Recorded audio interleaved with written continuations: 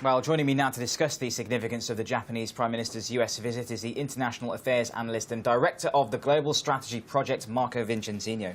Marco, pleasure to see you as always. This historic address from Prime Minister Abe in the Congress, what do you think it sort of meant for people back home in Japan, and what do you think it was in terms of the significance of his visit to the US? In terms of significance, three words. One is commemoration, second is celebration, third is renewal of vows. By commemoration, I mean is that basically marking the end of the war. The Prime Minister expressed the word repentance, condolence, but didn't issue an apology. For many in the American Congress, it wasn't enough, and for many in Asia, particularly in China and Japan, where the historical scars are very deep, they're expecting more from Japan.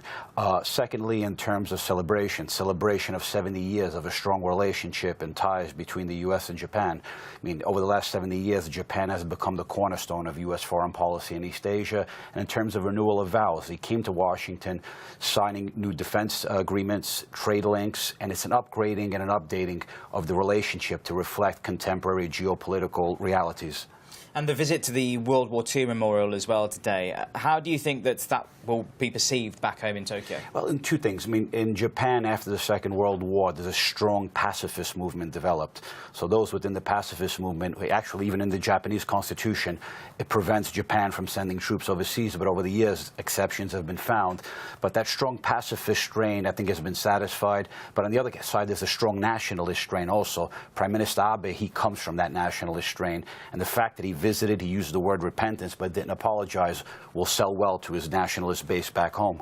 So the country very much an ally of the US now, when in previous years they were very much enemies. When you look at some of the trade and defense deals signed in this visit, it brings the two closer together now, and that they can work closer together in terms of trade for free trade and defense for operating in various areas of the world. Yeah. In terms of the defense side, that upgrading and updating to reflect current contemporary geopolitical realities, after something East Asia, there's serious, deep threat perceptions prevail on all sides.